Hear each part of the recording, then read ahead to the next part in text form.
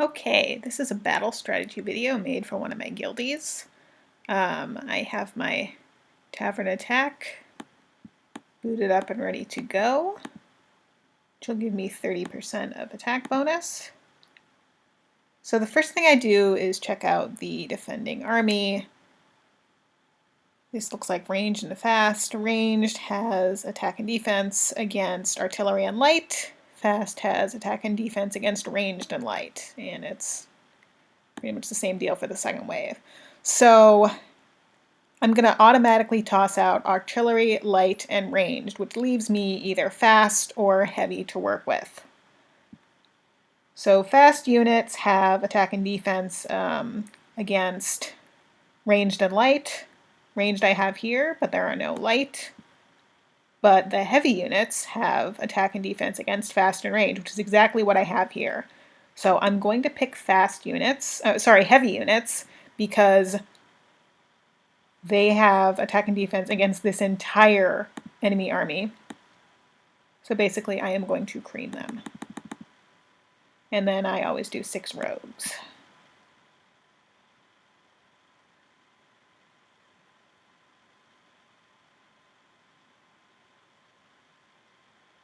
They get to move first. They're gonna get rid of a lot of my rogues.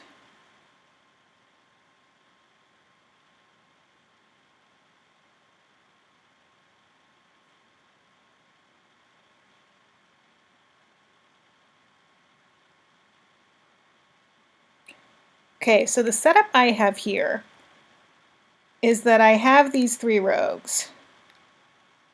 Ordinarily, I would then take the first 3 enemy troops and just leave them alone, because rogues are going to get one hit transformed no matter whether the unit attacking them has a full health bar or 1 health bar or half. It doesn't matter what health the attacking unit has. So ordinarily I would put all my focus on everything but these 3, so that when these 3 get rid of my rogues with their full health, all these guys will have been attacked like crazy by my troops here and will be in terrible health, and that'll basically be all the rest of my army has to deal with. However, these 3 are not hidden in trees, but if they have a chance to move again, they can hide in these trees, which is not as fun for me because then I can't hit them from a distance. So my focus is actually going to be on getting rid of as many of these as possible to prevent them from being able to hide in the next move. Yeah, so that guy will be dead.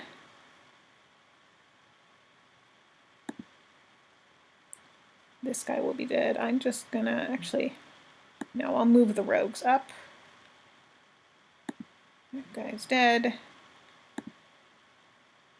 And I only have 1 left, so for these 3 rogues, I'm going to go back to that strategy I mentioned before. I'm going to leave these 3 alone so that these 3 can hit the rogues, and use my last guy here to go for one of these 3, so that at least one of these 3, once all the rogues are gone, will have terrible health. And I usually like to pick the very last one just in case sometimes one of my initial 3 isn't able to make it to one of the rogues.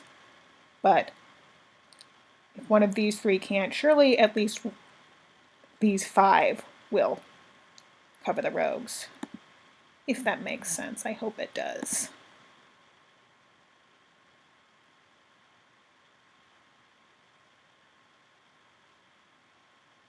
Yeah, so those first 3 were able to take care of the rogues.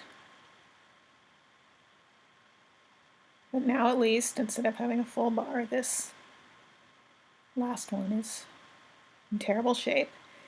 And now I have no rogues left, so I don't really need to work that strategy about who detransforms the rogues.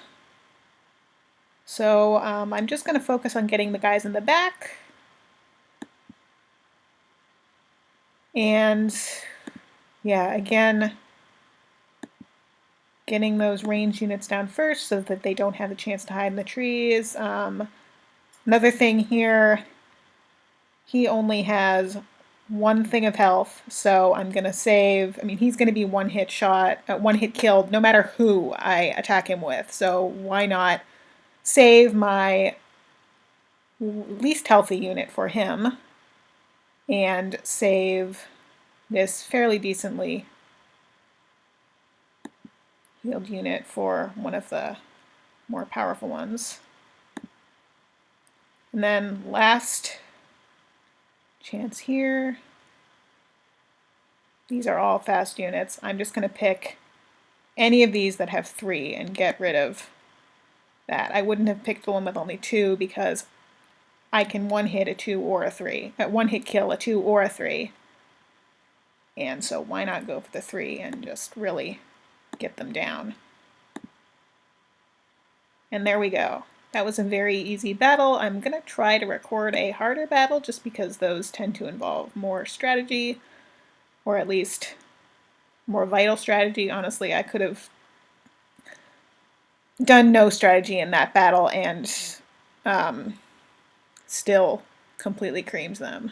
This is going to be a bit harder because they immediately ran to the trees, so my first round here, I'm not going to be able to get any of them, and my focus is really just going to be on approaching them. Getting troops close to them so that hopefully, even if I can't get them in this round of advancement, I will be able to be close enough to get them in this next round. And yep, I'm going to take him up here. If I can, I always try to get them to the most distant squares, the idea behind that being that if then later troops see, like, this guy could not have reached up here, so if I had put this guy here, then this guy would be blocked. But I put this guy as far as possible, and now the closer slot is available for him.